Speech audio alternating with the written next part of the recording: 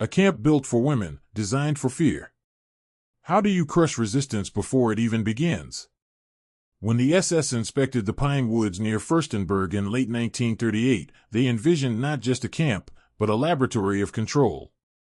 Ravensbrück opened in May 1939 with about 900 prisoners, mostly German socials and politicals. By 1942, transports arrived from occupied Poland, France, the Soviet Union, and elsewhere, swelling the camp to tens of thousands. Archival construction files show that Ravensbrück was designed with deliberate visibility, long roll call square, watchtowers overlapping their fields of fire, and barracks placed so that movement could be monitored from all sides. This was tactical architecture, intended to break solidarity. Women were classified with colored triangles, red for political, yellow for Jewish, black for a social, an instant hierarchy the SS hoped would fracture any common front. The camp also plugged directly into the Nazi war economy. Documents from Siemens and other firms show contracts for female labor in nearby factories, where prisoners assembled electrical components and munitions. The SS calculated that hunger and exhaustion would extract maximum work at minimum cost. Yet the same structures, labor commandos, infirmaries, and administration offices, created cracks. Within those cracks, women would learn to maneuver, communicate, and resist. First sparks, political prisoners arrive. The camp's character changed in 1940 to 1941, when transports of experienced political prisoners began arriving from Germany and occupied Europe. Among them were communists, social democrats, and resistance members who had already learned underground techniques in pre-war struggles. Gestapo case files and later testimonies mention women like German communist leader Olga Bonario's comrades, Polish teacher organizers, and French resistors connected to the same networks as male prisoners in other camps. Their prior training was a strategic asset. From the moment they entered Ravensbrück, they evaluated the terrain like a battlefield. Who had access to what? Which SS guards could be bribed with stolen bread? Which work details left the camp perimeter? The SS saw them as dangerous rabble-rousers. Interrogation records show specific orders to scatter known politicals among apolitical prisoners. That decision, meant to dilute resistance, inadvertently spread political awareness. Politicals explained to new arrivals the structure of the Nazi state and the wider war. The camp, intended as a place of isolation, became a node in a transnational network of anti-Nazi knowledge. Resistance here began not with guns, but with whispered analysis in overcrowded bunks. The economy of survival. What does resistance look like when every calorie matters? Ravensbrück's daily rations, recorded in camp logs and survivor testimonies, were calculated to keep women alive just long enough to work. Thin soup, a scrap of bread, sometimes a smear of margarine, around 600 to 800 calories a day for women forced to hard labor. The SS understood that hunger could be a weapon, but they underestimated the way women would treat food as both currency and strategy. Hello, listener, let me know where you're watching from. And if you don't mind subscribing to the channel and giving it a like, I'd be very pleased as the author. Enjoy listening. Prisoners quickly built an informal economy. A potato saved from the kitchen, a stolen turnip from the SS garden, an extra ladle of soup from a sympathetic prisoner functionary, these became tools of alliance. Women who worked in the camp kitchens or warehouses occupied key logistical positions. Smuggling a handful of flour into the barracks to feed the sick was already an act of defiance, because it diverted resources from the war effort. Some kitchen workers secretly weighed bread loaves lighter for known informers and heavier for trusted comrades. This micro-sabotage mirrored the larger war. The Nazi economy depended on exact calculations of labor and food. Every stolen slice introduced a small, invisible error into that system. Smuggling words through barbed wire. Before anyone could sabotage a factory machine, they had to sabotage silence. Early resistance focused on information. Prisoners from Poland wanted news of the home army, French women asked about de Gaulle's broadcasts from London, German politicals sought confirmation of defeats on the Eastern Front. Letters were censored, but even censored mail was a channel. Using prearranged codes, such as specific phrases or the placement of greetings, some women conveyed messages beyond the camp. Inside, communication ran through the laundry, infirmary, and latrines. Archival interrogations of SS guards show their frustration at discovering folded notes hidden in seams of uniforms or under bucket handles.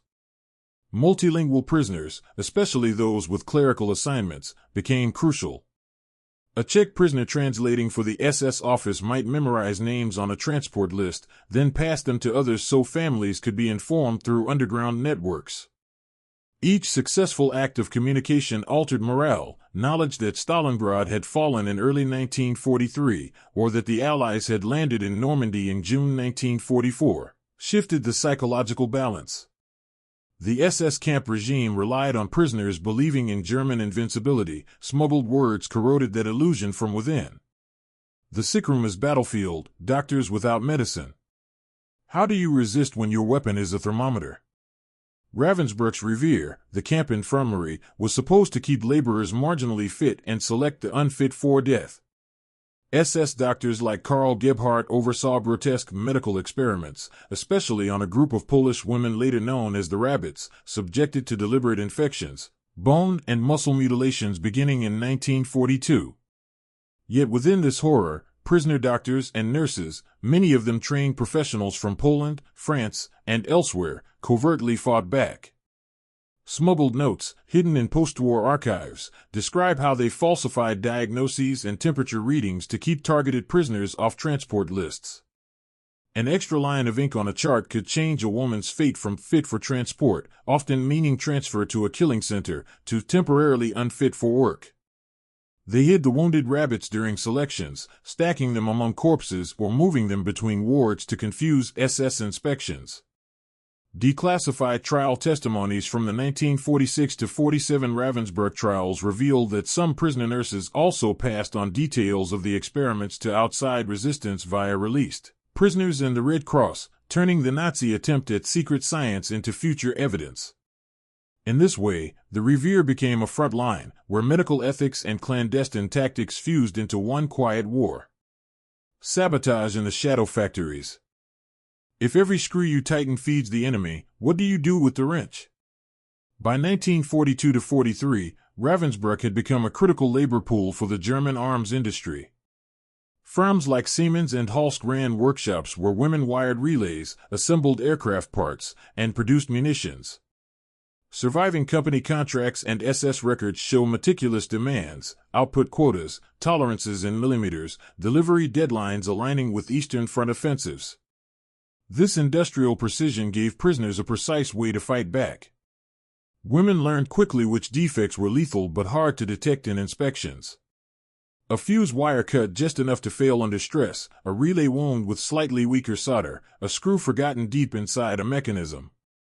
Testimonies from Polish and French prisoners describe an informal curriculum of sabotage, older politicals teaching younger women how to work slowly without being obvious, how to swap correctly made parts with subtly flawed ones before SS checks.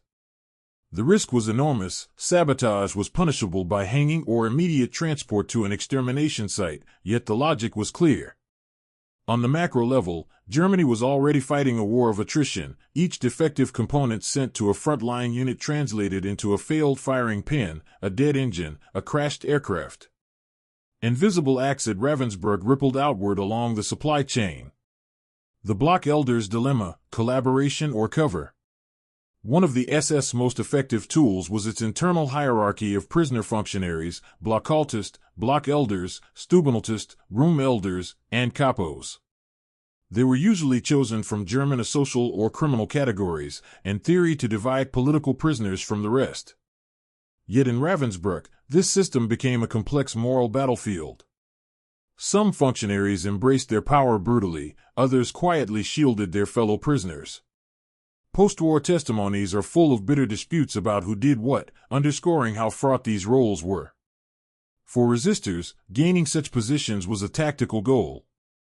A Polish or German political who became a block elder could subtly adjust roll call lists, hiding weakened comrades or moving targeted women into less lethal work details. A French block scribe might lose a punishment order or alter a prisoner number in the records. These were archival skirmishes. The SS believed that numbers on paper represented total control, but altered registers meant lost labor, untraceable bodies, and confusion in Berlin's bureaucracy. The price was compromise. Functionaries had to enforce some rules to avoid replacement or execution. Diaries smuggled out later speak of their guilt. They shouted in the morning so they could save someone in the evening. Resistance here was not pure, it was transactional, fought in ledgers and shouted commands. The rabbits, turning secret experiments into a global indictment. The story of the Polish rabbits shows how a group of mutilated young women transformed from victims into strategic witnesses. Between 1942 and 1943, SS doctors operated on 86 prisoners, mostly Polish politicals, and a series of so-called experiments on bone, muscle, and nerve regeneration, as well as sulfonamide drug trials. X-ray plates, surgical reports, and supply requisitions, later seized by Allied investigators, reveal a coldly methodical effort to test war surgery techniques for German soldiers. Inside the camp, however, the rabbits became a rallying point. Fellow prisoners hid them during selections, shared rations, and, crucially, helped document their ordeal. Women memorized names, dates, and the nature of operations, embedding this data in songs and rhymes to preserve it if written notes were found. A Polish doctor prisoner later testified that they deliberately kept some scars uncovered in front of selected civilian workers or new prisoners, seeding eyewitness accounts that might eventually leave the camp. The aim was long-term. If they survived, their bodies would be evidence. If they didn't, their story might still travel. After the war, when these women appeared as witnesses at the Nuremberg doctors' trial and Ravensbrück trials, they converted the Nazis' own research program into a weapon of international law. In hindsight, the underground's decision to treat memory as resistance was a strategic masterstroke. Religion, ritual, and codes of defiance. In a system built on dehumanization, symbols became weapons. Ravensbrück held Catholics, Protestants, Orthodox believers, Jews, Jehovah's Witnesses, and atheists. Officially, religious practice was forbidden or tightly controlled. Yet smuggled rosaries, whispered prayers, and clandestine services became frameworks for resistance. A scrap of paper with a psalm, a carved cross hidden in straw, or a hummed hymn provided more than comfort. They reinforced identity against the camp's attempt to reduce women to numbers. Jehovah's Witnesses, imprisoned for refusing military service and allegiance to Hitler, were offered release if they signed renunciation forms. Many refused, modeling a stubborn principle that impressed other prisoners. Polish and French Catholics organized secret masses using crumbs of bread and drops of wine stolen from the SS kitchen. Soviet women recited fragments of Orthodox liturgy from memory. These rituals doubled as networks. Women gathered under the pretext of prayer to exchange news, plan aid to the sick, or identify potential informers. The SS occasionally cracked down. Interrogation records mention beatings after discovery of illegal prayer meetings, but never fully understood how these micro-ceremonies undercut their psychological control. In a war where ideology justified industrial killing, preserving an alternative moral universe was itself an act of rebellion. Whispers of war, when the front comes closer. By 1944, the thunder of artillery from distant fronts echoed in Ravensbrück's routines. German defeats at Stalingrad, winter 1942-43, and Kursk, summer 1943, had already filtered into the camp via new transports and coded letters. Now, prisoners picked up fresh clues: hurried construction of new barracks, chaotic arrivals from evacuated camps in the east, and the nervousness of guards who listened intently to distant Allied bombers. The war's logistical strain was visible in the food. Rations shrank further as supply lines faltered. Prisoners adapted their tactics to this shifting balance of power. Knowing the Reich was weakening, some ramped up sabotage, calculating that SS reprisals might be less systematic as the system frayed. Others focused on survival, hoping simply to outlast the regime. Fragmentary reports from the Swedish Red Cross and neutral delegations, occasionally reaching inmates through sympathetic functionaries, confirmed that the outside world knew of concentration camps, if not yet their full horror. That knowledge altered the mental map. Resistance decisions were now made with an eye toward an endgame: who needed to be preserved as a witness, what records might survive, how to position themselves for possible liberation or death marches. The camp had always been a battlefield. By late 1944, it also felt like a collapsing front line whose wreckage might bury everyone, SS and prisoners alike. Lines across the wire, contact with the outside. However tight the barbed wire, Ravensbrück was never fully sealed. The camp sat near Fürstenberg, within sight of civilians, railway workers, and local farmers. Some of these outsiders were indifferent or hostile, a few became lifelines. Women on outside work details cleaned offices, worked in SS households, or labored in nearby factories. From these positions, they slipped notes to sympathetic workers, begged for news, or traded information for scraps of food. Occasionally, a brave postal clerk or railway employee agreed to smuggle letters that bypassed SS censorship. These messages, often written in code or under false names, reached resistance networks in Berlin, Sweden, or neutral Switzerland. We know of them today from Gestapo case files. Intercepted letters were used as evidence in trials of helpers. Ironically, those same files reveal the scope of the underground. Through these tenuous lines, prisoners learned of Allied landings in Italy and France, of failed attempts to negotiate with Hitler, and of growing international concern about camps. Outside, activists lobbied the Red Cross and neutral governments. Inside, women adjusted their plans knowing that someone, somewhere, was listening. Children in a camp not meant for children. Ravensbrück was not designed as a family camp, yet thousands of children passed through its barracks and adjacent subcamps. Some were born there, others arrived with mothers from Poland, the Soviet Union, or later from evacuated camps. The SS regarded most infants and small children as useless eaters. Many were killed by deliberate neglect, no rations allotted, no medical care. Yet even here, women improvised forms of resistance centered on protection and memory. Prisoner midwives and nurses, often professional women in civilian life, delivered babies under appalling conditions, sometimes hiding births from the SS for as long as possible. They disguised newborns as older toddlers who could theoretically be assigned minimal work or at least receive official rations. Mothers pooled bread to keep a child alive a few days longer. Older girls served as aunts, watching babies while women went to work commandos. When survival seemed impossible, some mothers begged others to remember their children's names, to tell their families if anyone ever got out. Post-war testimonies and name lists compiled by survivors show the impact. While thousands of these children died, their identities were not fully erased.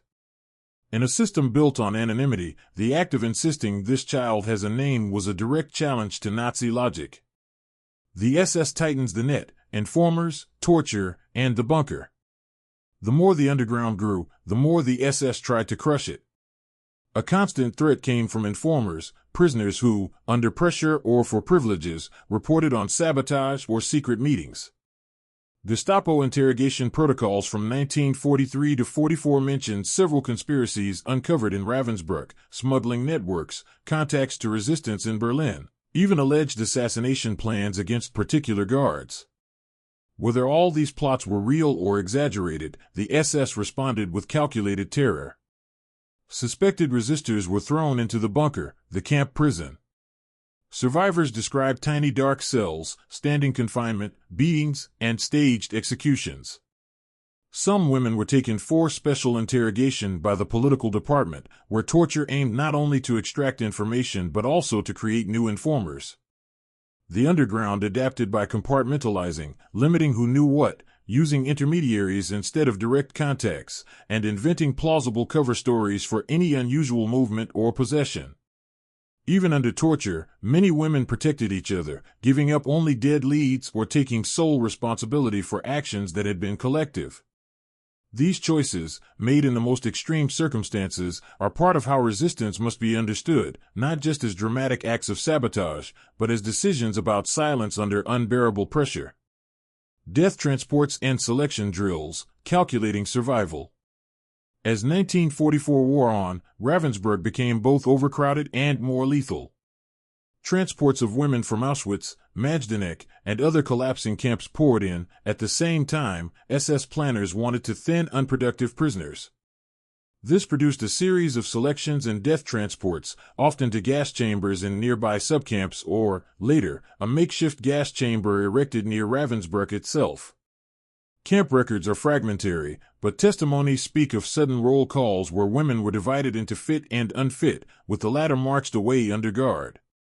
The underground tried to influence these deadly calculations. Nurses and block elders hid weakened women during selections, propping them up between stronger comrades or claiming they were temporarily ill but still valuable workers. Some prisoners swapped numbers or triangles, taking on identities of those already dead to keep particular individuals off lists, especially witnesses like the rabbits or key organizers. There were no guarantees, many such efforts failed. Yet each subverted the Nazi premise that human worth could be reduced to a line on a transport form. In a perverse way, the SS' own need to maintain labor quotas provided leverage. A prisoner deemed indispensable and a crucial commando might be spared for a time. Women used that small margin to save others, at terrible personal cost.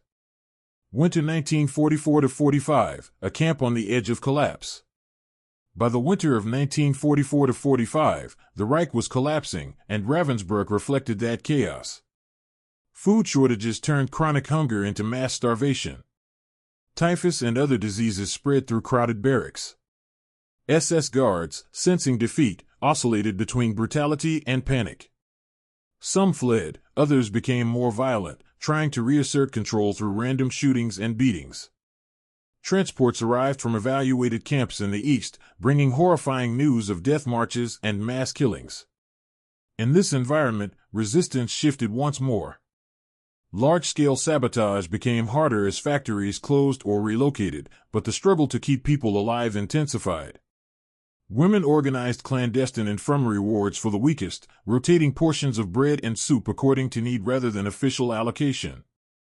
Those with access to SS gossip tried to anticipate coming evacuations, advising comrades on what to keep ready and how to avoid being listed for certain transports. At the same time, the idea of bearing witness gained urgency. Prisoners hid scraps of paper in walls and under floorboards, listing names, dates, and crimes of specific SS personnel. Some copied these onto tiny rolling papers concealed in tubes of toothpaste or in hems of clothing, hoping to carry them out if liberation came, or to leave them for whoever might find them in the ruins. The camp was disintegrating, but the underground's focus sharpened: survive if possible, and make sure the world would know what happened here. Death marches, the underground on the road. As Soviet forces closed in from the east, the SS began evacuating Ravensbrück and its subcamps. In April 1945, thousands of women were driven out on foot, death marches toward northern Germany and Denmark. Orders, later recovered from SS archives, show a clear intention: keep prisoners from falling into Allied hands, use them for labor if possible, and eliminate those who slowed the columns.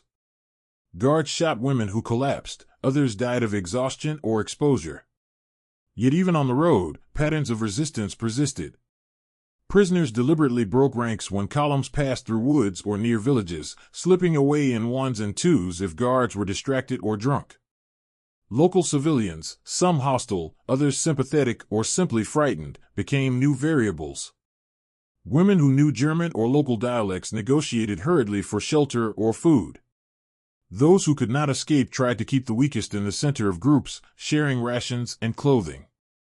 A few prisoners tore up or hid documents naming fellow resistors, knowing that capture by different German units or even the Gestapo could still mean interrogation. The marches, intended to scatter and destroy the prisoner community, also spread fragments of its underground knowledge across the region. The white buses and the negotiated rescues. Amid the chaos of the war's final weeks, an unlikely rescue operation reached Ravensbrück, the Swedish and Danish Red Cross white buses, led by Folke Bernadotte. Negotiations between Himmler and Swedish envoys, partly motivated by Himmler's late attempt to salvage his own position, resulted in permission to evacuate certain categories of prisoners, especially Scandinavians, to Sweden. As the situation deteriorated further, other nationalities were added. Prisoners inside the camp saw these white-painted buses as both hope and bitter reminder of hierarchy. SS and Red Cross lists favored some national groups over others. Political calculations in Stockholm and Berlin affected who might live. The underground tried to game this system. Women swapped armbands or claimed different nationalities, hoping to be included in evacuation batches. Others argued that particular comrades, doctors, organizers, rabbits, had to be prioritized as future witnesses. Surviving Red Cross reports and camp testimonies show confusion, last-minute changes, and moments of extraordinary courage by negotiators and drivers who stretched their mandates to take more women than authorized. For those left behind, the departures underscored a hard truth. Even in the final days, survival was shaped by nationality, connections, and the ability to maneuver within bureaucratic cracks. Liberation without ceremony. Ravensbrück was never dramatically stormed in a single cinematic moment. In late April 1945, as Soviet armies approached, the SS abandoned most of the camp. Some guards fled, others stayed long enough to hand nominal control to hastily organized prisoner committees or to German Red Cross staff before disappearing. On April 30, 1945, Soviet troops entered a largely empty, devastated camp, finding some 2,000 to 3,000 women who had been too sick, overlooked, or deliberately left behind. For these survivors, liberation was physically real but emotionally disorienting. They were free, but skeletal, sick, and surrounded by the dead. Soviet medical teams and nurses began emergency treatment, while interpreters tried to sort out the chaos of multiple languages and nationalities. The underground's preparations now paid off. Hidden lists of names, burial sites, and SS personnel were handed over to Soviet officers or guarded for later transfer to Western authorities. Some prisoners who could still walk guided soldiers to mass graves or storage buildings where records might be found. Liberation did not instantly erase suffering, nor did it guarantee justice, but it opened a space in which the women's long-planned role as witnesses could finally begin. From evidence to judgment, trials and testimonies. In the months and years after the war, the fragments collected by Ravensbrück's underground took on new power. Survivors testified at the International Military Tribunal in Nuremberg and at the dedicated Ravensbrück trials held by a British military court in Hamburg, 1946-47. Documents smuggled or hidden in the camp, lists of rabbits, death transport records, names of brutal guards and doctors, were now exhibits. SS personnel like Camp Commandant Fritz Surin and Dr. Herta Oberhuser faced charges based on detailed, consistent prisoner accounts. Women who had once memorized dates and whispered rhymes now recited them in formal courtrooms. Their resistance shifted from covert sabotage to public narration. Not all perpetrators were punished. Some escaped, died, or received relatively light sentences. Political tensions of the emerging Cold War affected which crimes were emphasized and which were downplayed. Still, the very existence of these trials marked a strategic success for the underground's long-term vision. They had worked not only to survive, but to preserve a record that could confront the world with what had been done in a camp built specifically to exploit and destroy women. What it means to resist from within. Looking back at Ravensbrück through survivor memoirs, trial records, and post-war research, a pattern emerges. Resistance inside the camp was not a single, unified movement with a logo and a manifesto. It was a mosaic of actions: political organization, food smuggling, sabotage, medical protection, religious ritual, information networks, and the deliberate preservation of memory. Many who took part would never have called themselves resistors at the time. They were simply doing what seemed necessary to help the person next to them, or to stay human in a system designed to erase their humanity.